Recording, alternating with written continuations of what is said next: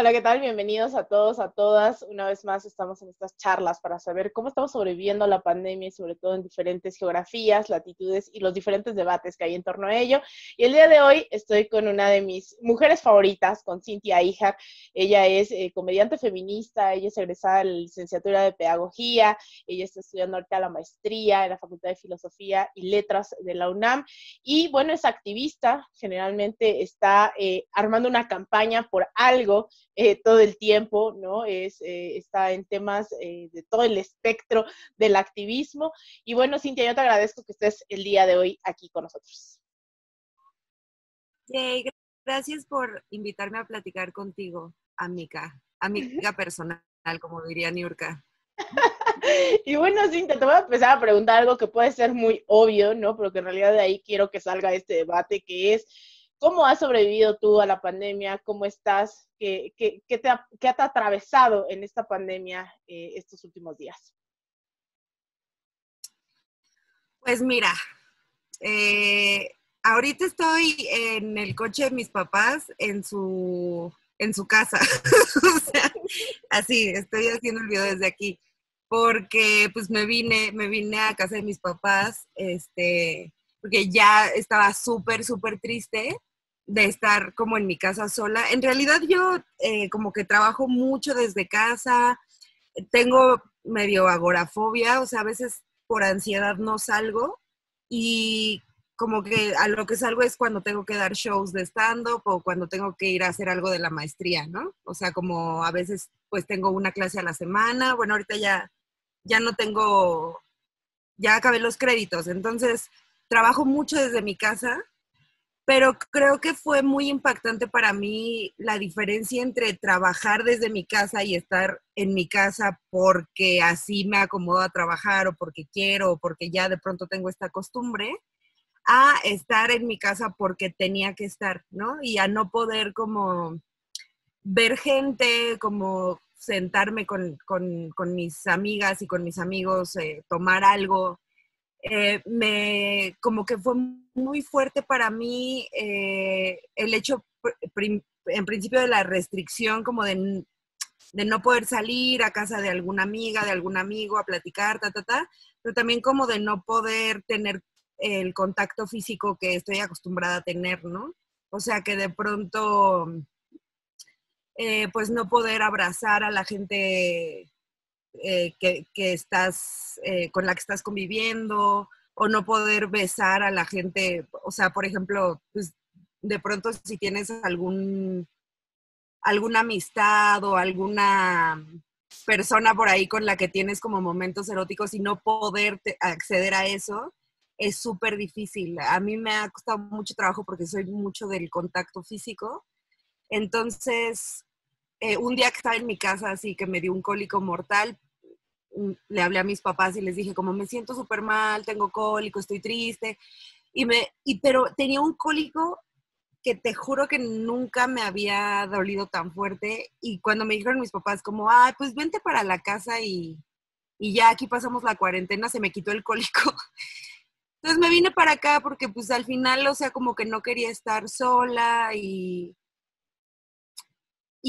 he pasado como por muchas etapas, o sea, entre las cuales pues fue como perder mi ciclo de sueño, empezar como a comer emocionalmente o preocuparme como por si iba a subir de peso y luego entender que pues no tiene nada de malo subir de peso en una cuarentena, güey, o sea, entonces han sido como muchas cosas emocionales que han estado pasando y pues he estado como generando algunas estrategias para sobrevivir emocionalmente. Creo que ahora me siento mejor, pero sí he visto cómo hay un montón de cosas que te van como poniendo en ansiedad y en crisis, ¿no? Y que justamente yo creo que algo que has puesto mucho el acento en estos días, en seguimos en redes, es el tema de la vulnerabilidad, ¿no? Yo creo que hay 25,000 debates que surgen en torno a las relaciones sexoafectivas, a cómo estamos conviviendo, a cómo estamos repensando nuestras relaciones con la familia, con los amigos, ¿no? De repente yo le decía a varios amigos como, de repente ni siquiera quiero contestar mensajes, ¿no? Esta dinámica de todo virtual cuesta muchísimo trabajo, ¿no? Sobre todo para quienes estamos acostumbrados a esto que mencionas, estas convivencias, a la pareja, a los amigos, a de repente, de por sí el mundo ya era bastante abrumador, ¿no? Caso estar leyendo las noticias todo el tiempo y ahora no es darle seguimiento a un país, sino a la humanidad derrumbándose. Y creo que algo que tú has sido muy enfática es en el tema de las vulnerabilidades, ¿no? Incluso has estado dando charlas, has estado siendo muy enfática también en esto de sobrevivir, porque creo que nos cuesta a muchos muchísimo trabajo el asumir que, pues no, las cosas no están bien, ¿no? El problema es cómo las abrazamos, cómo las dialogamos, cómo nos entendemos en esta pandemia, ¿no? Que esto que dices, pues está bien subir de peso, ¿no? Porque al final estás en una cuarentena y al final también habla desde dónde la estamos viviendo, ¿no? Desde que tenemos estas oportunidades de estar en casa con la familia o salir de repente solo a reportar o solamente a hacer pequeñas cosas, pero justamente, ¿por qué poner el acento? ¿En dónde pones el acento en esta parte de la vulnerabilidad, Cintia? Sí, yo primero me di cuenta de lo necesario que era justo dejar de consumir estímulos que me pusieran en este modo de culpa, de ansiedad y de autoexplotación, ¿no? Que son como todas estas dinámicas de tenemos que hacer ejercicio forzosamente y que de pronto brotaron, ¿no? O sea, cuando empieza la cuarentena, brotan un montón de comentarios de decir como, ay, voy a salir de la cuarentena siendo gorda o X, como sea que se planteaban. Pero, pues, es una forma, o sea, primero los cuerpos grandes no son tu pesadilla, güey. O sea, no son tu pesadilla de cuarentena, ¿no? O sea, dejemos de reproducir esos discursos de odio, ¿no? Contra los cuerpos grandes. Y luego además lo que generan es que todas las chavas estemos como súper ansiosas y súper sintiéndonos culpables porque estamos comiendo más, lo cual es completamente normal en una situación de crisis global, güey. O sea, comer emocionalmente, ¿no? Y por otro lado está esta parte de cómo hasta en una crisis global, en una pandemia, o sea, en todo el mundo está en crisis, no sabemos qué va a pasar con la economía, cómo nuestra preocupación es seguir siendo atractivas desde esta obligación de delgadez. Entonces, o sea, como que eso fue lo primero que me brotó y después esta cuestión de tenemos que ser hiperproductivos, ¿no? Hiperproductivas. O sea, estamos en pandemia, pero tenemos que salir de esto con 8 libros leídos, 3 libros escritos, cuando, o sea, lo que un poco yo empatizaba en algunos de los videos que hacía en mi Facebook al principio era que a ver, hay como todo un proceso de construcción de las identidades en el neoliberalismo que nos ha enseñado a autoexplotarnos, ¿no? O sea, esto de vernos a nosotros, ver el yo como una empresa, ¿no? Y entonces, como soy una empresa, tengo que estar produciendo todo el tiempo, produciéndome y pues sacando provecho de como de todo, ¿no? De todo lo que Generando implica ganancias todo el tiempo. Exacto. Y entonces como eso me obliga a estar leyendo y a estar escribiendo y a la gente como con ciertos privilegios, ¿no? Que al final pues tiene que ver con esta cosa de las redes sociales y así.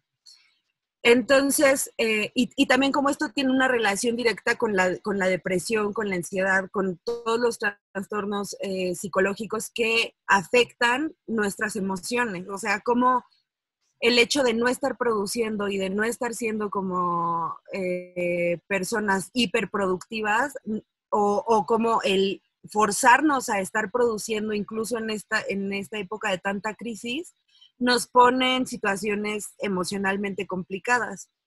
Entonces, bueno, un poco yo a lo que apelaba cuando empezaba a hacer los videos era, güey, compartamos la vulnerabilidad. O sea, mostrémonos frágiles.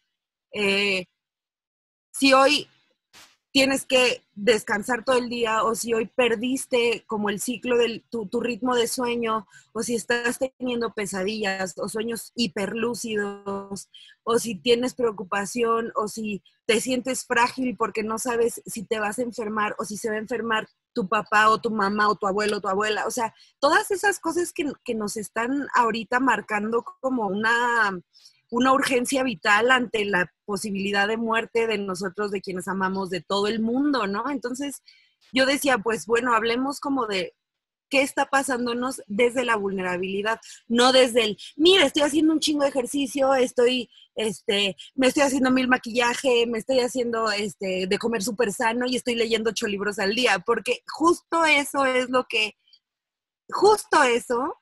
sostiene el modo de producción que nos tiene en una situación de desigualdad en la cual mucha gente no va a poder acceder a los servicios de salud. Eso es el neoliberalismo, güey.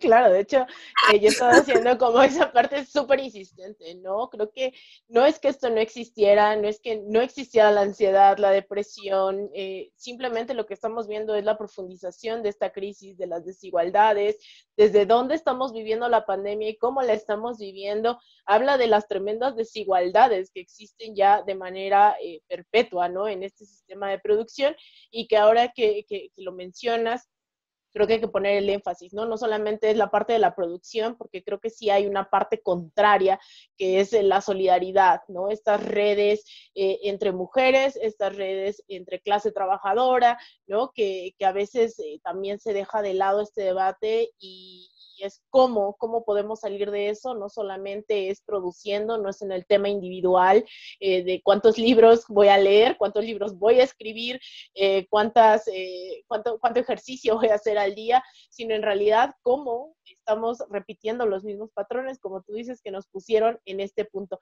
Y sobre todo en el tema del feminismo, que es a lo que te quiero preguntar, ¿no? Yo creo que es algo que no visibilizamos lamentablemente en los debates diarios, porque así como nuestra condición en el sistema productivo nos pone en un lugar para vivir esta pandemia, definitivamente la condición de ser mujer nos pone en una situación totalmente distinta. Yo creo que cuando se habla de feminismo, generalmente solo va ligado al tema de feminicidios, ¿no? Eso es lo que está en las grandes narrativas, pero también el feminismo atraviesa una pandemia, la violencia de género, la condición de ser mujer. ¿Tú cómo has visto ese debate dentro de los medios, dentro de la población? ¿Dónde está el feminismo hoy atravesando estas discusiones en la pandemia? Mira, a mí se me hizo muy fuerte cuando empecé la cuarentena, que fue por ahí del 16 de marzo. A los pocos días, una agresión sexual en el metro de la Ciudad de México. Era de noche, me llamó y me dijo, voy para tal MP, juzgado cívico, no sé, yo, I don't speak law, pero fui, ¿no? O sea, ella estaba sola, entonces yo fui a hacer el acompañamiento de estar con ella y vimos que llegaron un buen de güeyes por agresión sexual. Cuando estaba yo platicando con ella, es Jessica Marian, también es tu amiga. Ella me decía, güey, se me hace bien fuerte que hace una semana estábamos todas las mujeres en todo el mundo tomando los espacios públicos y que ahorita estamos en confinamiento y pues sabemos que en estas condiciones se agudizan los problemas de violencia doméstica, misógina, ¿no? Entonces, a mí se me hacía, como cuando me dijo eso ella, se me hacía súper fuerte, que claro que... Ahí voy a subir mi porque hay ruido. Se me hacía súper fuerte porque yo decía, claro, o sea, una semana antes estábamos todas las mujeres en las calles diciendo, no nos van a volver a meter a las casas, ¿no? Y rebelándonos, y de pronto pasa esto, y estamos por condiciones que son ajenas a nosotras, pero estamos de vuelta en las casas. Y entonces, yo creo que una de las preguntas que nos tendríamos que hacer las mujeres que luchamos sería, ¿qué nuevas estrategias, qué nuevas herramientas y qué nuevas formas de lucha podemos ir construyendo dentro del confinamiento? Porque, o por lo menos para pasar, ¿no? Para pasar esta, digo, si es que la cuarentena o el confinamiento van a durar un mes o dos, ¿qué hacemos para que en esos 2 meses no se nos caiga todo el impulso político, toda la potencia política que habíamos estado generando y consiguiendo? Porque lo que me parece a mí es que ahora, con toda esta crisis de la pandemia, no se está hablando de violencia machista, no se está hablando, o sea, se dice como, claro, sí, en ese sentido creo que el gobierno de México lo hizo bien, ¿no? O sea, como que dio el espacio para hablar de cómo se pueden agudizar los problemas de violencia, han generado espacios como de atención, y bueno, las colectivas feministas han estado generando procesos de acompañamiento en línea, o sea, pero a mí lo que me preocupa es de pronto dónde queda como toda la potencia política que habíamos construido, ¿no? Creo que, a ver, lo que estoy diciendo también tiene este otro lado de lo que hablábamos hace rato, ¿no? Estamos en una crisis, no estoy diciendo que ahora las activistas, aparte de la crisis, aparte de lo emocional, aparte del trabajo que tenemos que hacer, aparte de que muchas nos quedamos sin trabajo y tenemos que sobrevivir económicamente, aparte de eso, entonces todavía tienes que hacer tu jornada de trabajo político, ¿no? O sea, no estoy diciendo que lo tengamos que hacer. Creo que es buen momento para pensar, ¿no? O sea, para pensar, para configurar nuevas preguntas, para imaginar nuevas estrategias desde el confinamiento, ¿no? Y desde, quizás, o sea, como también desde entender que hasta poder hacer la cuarentena es un privilegio, ya lo sabemos, pero quienes tenemos ese privilegio a lo mejor tendríamos que estar pensando, imaginando nuevas formas de hacer, ¿no? De hacer política feminista, sin entrar en esta compulsión productiva de, güey, sí, tenemos que hacer la revolución. O sea, aparte de todo, tenemos que hacer la revolución y salvar vidas ahorita. No estoy diciendo eso, pero creo que sí es buen momento para imaginar nuevas formas, ¿no? Y que de hecho, bueno, esto me hace mucho eco, poniéndolo nuevamente, yo insisto, hay 25,000 debates, ¿no? Sobre lo que, qué hacer, qué no hacer, cómo hacerlo dentro de una pandemia, y que este debate sobre el feminismo, yo creo que ya se venía dando, como tú lo dices, en las calles, y de repente era, insisto, no, nuevamente, se hablaba de feminismo porque estábamos hablando de feminicidios, cuando el feminicidio era esta última etapa de toda la violencia de género, y entonces sí nos invitaban a hablar sobre cuántas mujeres han sido asesinadas, pero incluso ahora, ¿no? Para estar debatiendo lo que está ocurriendo, no está en la palestra las mujeres diciendo vamos a impulsar una campaña amplia, que bien lo mencionas, el gobierno de México creo que sí lo ha puesto sobre la mesa y lo hizo bien, ¿no? Hay que también dimensionar, porque veo o es blanco o es negro y el gobierno es bueno o es malo, ¿no? Y es como no, hay un montón de claroscuros que hay que poner sobre la mesa, y creo que en el tema de violencia de género, a diferencia de los grandes medios de comunicación, sí lo hizo, ¿no? El gobierno habló de que la violencia de género era un tema de salud pública, y que estos debates ya se venían dando en las calles y de manera multitudinaria aquí específicamente en México, ya lo veíamos en Chile, cómo están atravesando el feminismo todos los debates todo el tiempo, pero que no es suficiente. Hace unas semanas veíamos, y que yo era algo muy, muy enfática en eso, cuando querían hablar de violencia de género, es como sí, pero vamos a hablar de políticas públicas con esta perspectiva feminista, ¿no? No solamente se trata de qué está pasando dentro de la casa, tenemos que estar pensando en temas de seguridad nacional con perspectiva feminista, en temas de movilidad con perspectiva feminista, y que ahora está pasando, ¿no? Esta pandemia pone a prueba de que ese debate es necesario, que si de por sí hay una condición estructural de dónde estamos puestas las mujeres, dónde estamos puestas como clase trabajadora, ¿no? Dónde nos toca vivir la pandemia, que hay gente que tiene que seguir saliendo a vender. Mi papá tiene 61 años, es hipertenso, sigue de repente saliendo porque no ha vendido nada, ¿no? Y esa condición estructural, ¿no? De clase, ahora atraviesa el tema de ser mujeres, y que eso no está sobre el debate.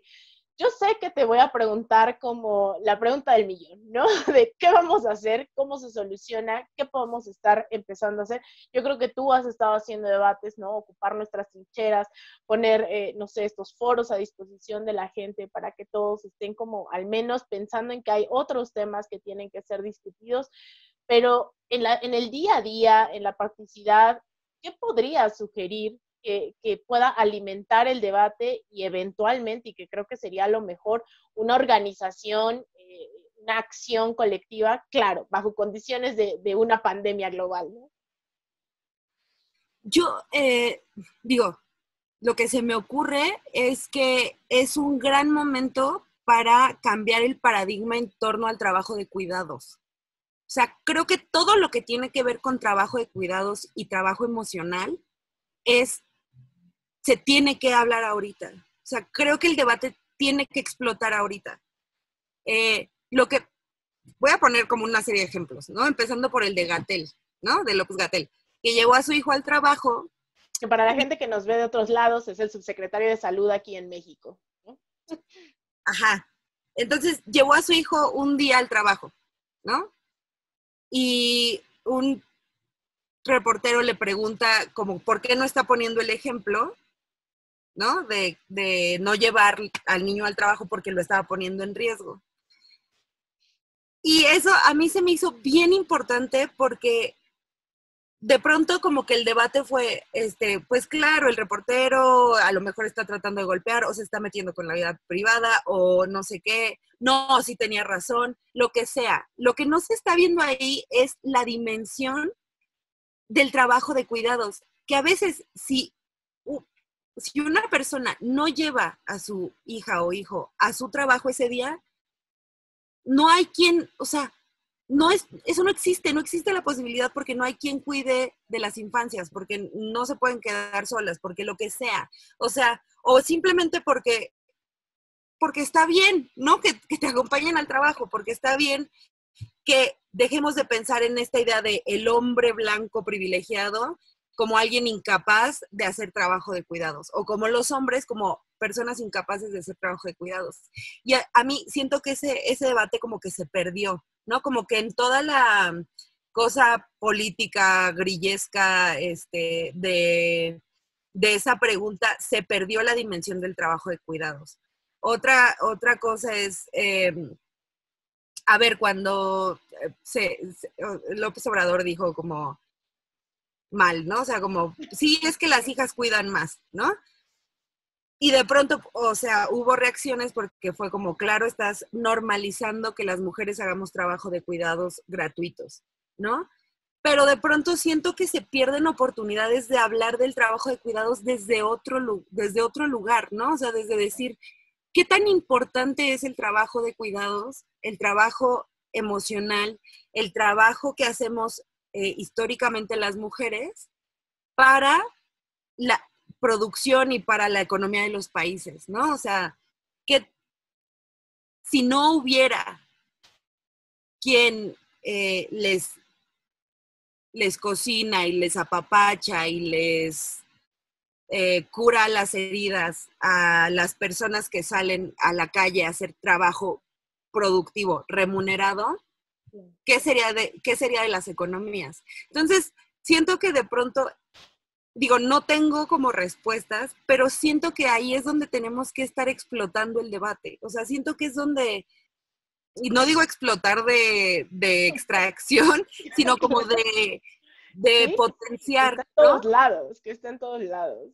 Que un poco esto estaba pasando, ¿no? Con el tema de la huelga feminista aquí en México, que de repente todo se fue al blanco-negro nuevamente de si eran conservadoras o no eran conservadores, ¿no? Sí. Y en vez de entrar de fondo al debate del papel de la mujer en este sistema productivo, que es capaz de pararlo absolutamente todo y que representa más de la mitad, ¿no? De este sistema en México.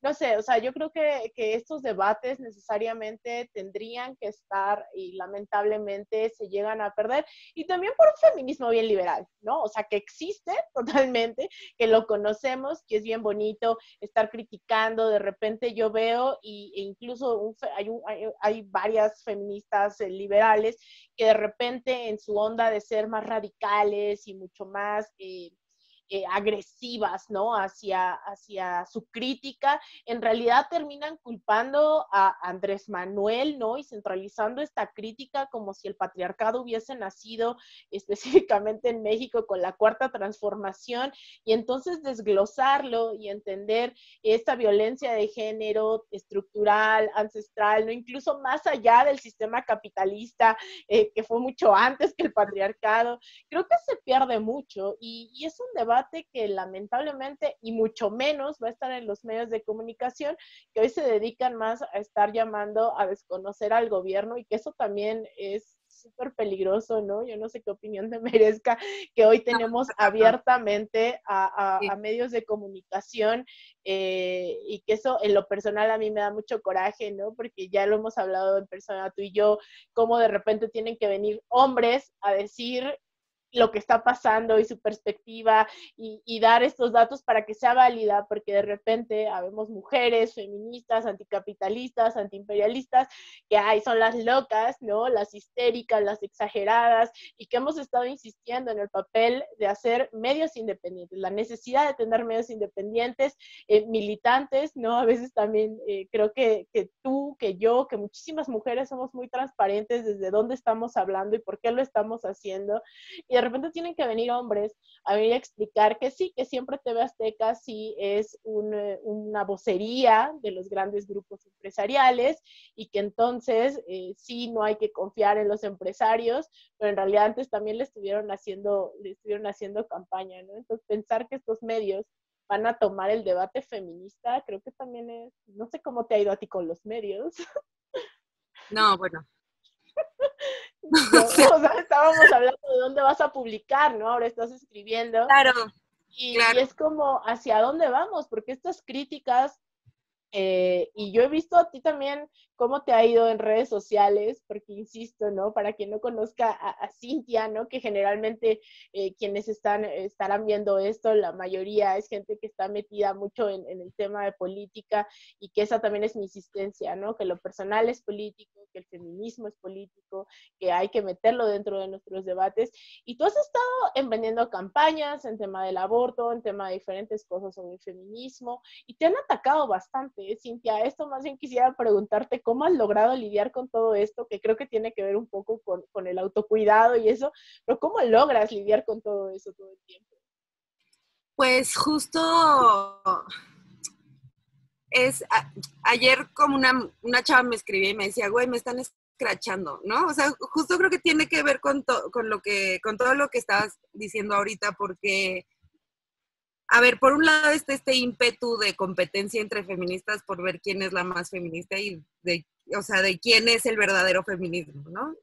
Y eso se ha traducido como en una polarización dentro del movimiento de la cual no queremos hablar, porque también es como abrirle la puerta a los misóginos y a los fascistas a que digan, ay, ni entre ellas se ponen de acuerdo, ¿no? Entonces un poco como que nosotras no hablamos de eso para cuidar, ¿no? Como un poco el movimiento, pero no deja de haber ciertas dinámicas de agresión, ¿no? Y de control y de fiscalización.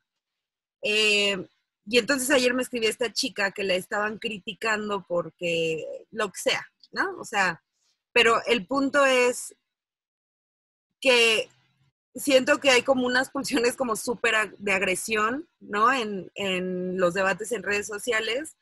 Y pues las feministas siempre somos como el blanco de todo el mundo, hasta de otras feministas, ¿no? O sea, como que pues ahí están los fachos, ¿no? Que son como, pues claro que no nos esperamos nada de ellos, nos atacan. Y luego los machos de izquierda, ¿no? Los machos progre, que se enojan si les dices que están siendo misóginos, nos atacan. Y luego entre nosotras, pues no, tú no eres más feminista que yo y nos atacamos. Entonces, yo creo que a mí me han tocado esos tres, ¿no? Esos tres fuegos. Si no es que más. Ajá, sí. Para empezar. Y pues yo o sea, a ver, yo hace algunos años tuve como mi recorrido chairo espiritual en el que me di cuenta de que no podía, pues primero no podía controlar como las reacciones que voy a subirle a mis vidrios porque hay mucho ruido. No sé si mis vecinas están machacando hombres. Ah, no es cierto. No, no. Pero no se escucha. No se escucha. Ah, ok. Ajá. Entonces, a ver, yo como que en algún momento me había estado yendo tan mal como con comentarios de otras chavas en internet y así que, pues para mí era una pesadilla. O sea, creo que a veces no dimensionamos cuánto podemos lastimar a otras compañeras cuando estamos haciendo estas críticas que más bien se vuelven agresiones, ¿no? O sea, a mí en alguna ocasión me tocó ver, me pasó así, lo cuento súper rápido, me pasó que un güey fui a una cita de Tinder. Yo estaba en un duelo amoroso, había terminado con una pareja que quería mucho y tuve una cita de Tinder como de estas citas de despecho que dices, ay, pues ya voy a conocer a alguien. Y en la cita, pues yo como a los 10 minutos digo, ya me quiero ir, no me siento bien, no me siento cómoda. Y el güey se va, me deja la cuenta y se lleva mi mochila y mi abrigo y mis llaves. O sea, había generado como ciertas estrategias de autocuidado en esa cita. Estaban mis amigas en un bar al lado, ellas fueron por mí y tal. Pero como que yo lo subí a internet, subí las placas del coche de este güey y tal, para hacer la denuncia, y veo que o sea, como que entre el chisme que se hace en internet, veo que una página escribió algo como, ay, eso te pasa por feminista liberal, agradece que no estás muerta en una cuneta, sin ropa y violada. Y eso salió de una página feminista, porque para ellas yo soy la liberal. No sé por qué, entonces, pero fue muy fuerte porque yo dije, ay amiga, pues gracias, ¿no? O sea, qué bonita tu perspectiva del feminismo. Qué pero bonita pues, tu sororidad. Me estás diciendo que agradezca que no estoy muerta y violada, güey. Entonces, yo sé que ya a la menor provocación se generan como estas agresiones y lo he visto recurrentemente con todas las mujeres a las que quiero, ¿no? O sea, como que de pronto es contra una y ahí van todas, o sea, ya yo así hablando mal del movimiento. No, pero es que tenemos que hablar de eso. No, claro, es que es algo que también no está y esa honestidad también atraviesa el no poder avanzar, ¿no? Y que creo que se estaba avanzando en estos meses justamente, claro. Y de repente, ¡pum!, la pandemia, ¿no? Yo me acuerdo, o sea, en alguna de mis clases de la maestría que tuve con una bola de señoros, ¿no? Que, perdón, o sea, los quiero mucho, son como los maestros que dan las clases de movimiento estudiantil, ¿no? Pues ahí yo tomaba clases con ellos y me acuerdo mucho de cuando hablaban del CEU, ¿no? De la UNAM. O sea, como de pronto cuando se iba a salir el debate de la discusión en la que todos tenían un consenso, que todos empezaban a gritar unidad, ¿no? Y así lo cuentan ellos. Claro que los movimientos siempre son complejos y no vamos a reducir la experiencia a eso. Pero yo sí pienso como, ¿por qué no hacemos llamados a la unidad en los feminismos? O sea, ¿por qué no, amiga, si tú eres, no sé, o sea, si a ti no te gusta el trabajo de cuidados o desde la perspectiva que yo la planteo, ¿por qué eso no tendría que ser un pretexto para desarticularnos políticamente y empezarnos a odiar y tirarnos hate en redes sociales y destruirnos y agredirnos? O sea, ¿por qué no hablamos de unidad, güey? ¿En qué sí estamos de acuerdo? O sea, yo creo que todas las feministas estamos de acuerdo en la despenalización del aborto, porque no puede haber no puede haber un feminismo que no lo esté. O sea, ya sí era de la posverdad, pero tampoco mamen. O sea, no puede existir un feminismo capitalista. O sea, güey, ¿no? O sea, hablemos de que no todo es feminismo, ¿no? O sea, no todo es feminismo. No hay feminismo pro vida, no hay feminismo capitalista. Que hay feministas, perdón, hay capitalistas que usan el discurso feminista para sus fines, eso es una cosa, pero no existe un feminismo capitalista porque eso se contradicen los términos. Como no existe un feminismo pro vida, ¿no? O sea, no puede ser. Bueno, según los panistas, sí. Claro. Cuando se trata de armar estrategias para atacar al gobierno, son feministas y todo, pero aún así están a favor en contra del aborto, ¿no? Por eso es que nosotras tendríamos que tener claros cuáles son los acuerdos mínimos de los feminismos para que en el momento que viene el PAN a decir que es feminista, todas podamos decir, no, güey. O sea, no eres feminista, esto no te pertenece. Y creo que eso se había estado haciendo muy bien hasta el 24A del 2016. Yo me acuerdo que fue muy claro que todas dijimos, no queremos partidos políticos, y que cuando alguien de cualquier partido político sacaba su foto en el 24A, le decíamos, no, güey. O sea, no, esto no cabes aquí, no cabes como partido político. Ven a marchar como mujer si quieres, pero no capitalices nuestra lucha. Y creo que eso era muy claro, pero ahorita que está el gobierno de Andrés Manuel, pues como ya es gobierno y como o sea, como que hay tanta confusión en qué es oposición y qué no es oposición, creo que ahorita justo se perdió esa fuerza que teníamos de decir, no vengan los del PAN a hacer, a capitalizar el movimiento, porque ahora resulta que el PAN es oposición y pues nosotras también somos oposición. Entonces, como que todo fue muy confuso, pero justo creo que a lo que tendríamos que apelar, o sea, a que haya acuerdos mínimos de unidad en torno al aborto, en torno, a ver, ay, la vamos a pelear. En torno al aborto, en torno a la identidad de género, ¿no? O sea, ya perdón. Pelea.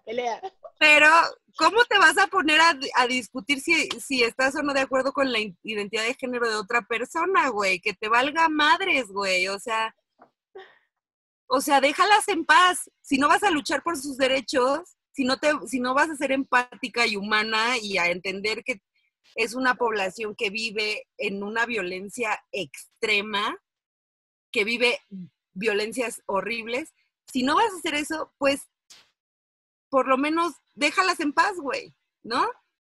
Entonces, bueno, ya cancelada Cintia Ijar por cisfaldera, ¿o cómo? Por feminista de glitter. Por feminista de glitter, güey. Es que está cabrón, güey.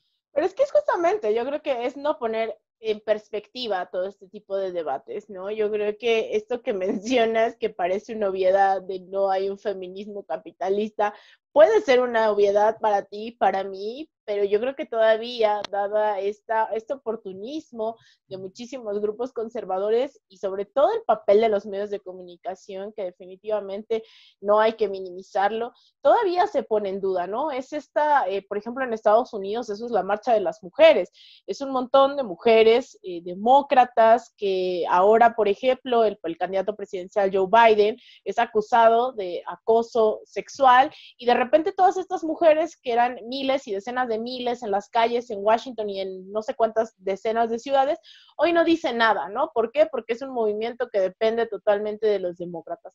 Entonces puede parecer una obviedad y dices como, claro, no es un feminismo que realmente esté pugnando por la emancipación de la mujer, sino está pugnando por los intereses de una élite, ¿no? Y yo recuerdo que en mi caso, de repente yo he sido muy, muy enfática en el tema de, es que yo no voy a apoyar, o sea, ese tema a veces de la sororidad no se entienden las limitantes, en donde dices, claro, nadie está poniendo en duda la opresión de la mujer, pero es que al final yo no voy a terminar apoyando a mujeres fascistas, burguesas que nos están bombardeando por todos lados, ¿no? El hecho de ser mujer no te hace una superespecie, te hace en realidad poner en perspectiva todo el tipo de opresiones que se están ejerciendo. Entonces, bueno, yo, Cintia, de verdad, yo no sé cómo puedes lidiar a veces con todos estos ataques y sobre todo yo quisiera decirle a la gente que nos ve, pues que también, no solamente que te siga en redes sociales, sino que todo este trabajo que estás haciendo, la mayoría de las veces, si no es que todo el tiempo, lo estás haciendo también de manera independiente ya desde hace varios meses, que te apoyen a través, ya tienes tu Patreon, podemos poner ahí también el número de cuenta en pantalla. Para que te puedan apoyar, te puedan seguir, podamos seguir alimentando también estos debates, porque yo creo que esto que planteas de cuáles son los puntos en común, tiene que ver con eso, con el silencio que hay en torno al debate del feminismo, cómo se puede agudizar también, y que bueno, ahora que también hay mucha gente frente a las pantallas, el celular, la computadora, y que bueno, me consta que tu trabajo también está en las calles, no nada más es a través de redes sociales, podamos ponerlo a discusión en perspectiva y encontrar eso que nos puede hacer avanzar incluso en medio de una pandemia. Muchísimas gracias, Cintia. No sé si quieras agregar algo. Sí, pues esto, como insistir en que apoyen a las feministas independientes que, pues en general, ayer estaba hablando con amigas y decíamos, güey, es que, o sea, yo les decía, tienen unas ideas increíbles que nunca llegan como a este lugar donde baja el recurso porque se sigue viendo como, ay, estas pinches locas, ¿no? Entonces, sí estamos a contracorriente, ¿no? Y creo que pues eso también es un llamado entre nosotras como a darnos chance de ser humanas, de ser personas, de equivocarnos, de corregirnos desde el amor y desde el compañerismo, ¿no? O sea, ninguna de nosotras es el feto separatista, ¿no? O sea, ninguna nació siendo así como, ya, la más chida. Todas hemos aprendido a desprendernos de estas cosas misóginas. Entonces creo que es momento como de apelar a nuestra humanidad y a nuestros errores como potencias también de política, ¿no? De crecimiento, de emancipación. Entonces, pues sí, eso, como apoyarnos entre nosotras y hacer acuerdos de unidad y ya. Pues eso, me quedo con eso, que no se nos olvide también que lamentablemente el feminismo pues es bien doloroso, ¿no? Y a veces se nos olvida que a veces estamos adentrándonos en estas discusiones como, ay, ya no quiero, ¿no? Porque de repente te pones esos lentes del feminismo y hay opresión en todos lados, todas tus relaciones familiares, laborales, sexoafectivas, todas están marcadas por estas opresiones y cuando te vas dando cuenta, trabajarlas es bastante fuerte y creo que a miles de mujeres nos hace bien estar siempre en contacto también con lo que tú vas escribiendo, lo que vas compartiendo, ¿no? Y encontrar ese punto de fortaleza a través de la vulnerabilidad, a través del dolor, de la empatía y la solidaridad, para poder construir ese otro mundo donde definitivamente sin las mujeres no va a ser posible. Muchísimas gracias, Cintia, por estar aquí el día de hoy, y bueno, a los demás a seguirlos invitando a que debatamos todo lo que está pasando en la pandemia en México, en el resto del mundo, todo lo que conlleva, ¿no? Estas relaciones que hoy nos han puesto en una cuarentena global. Muchísimas gracias y nos vemos en la próxima. Te quiero. Te quiero. Bye.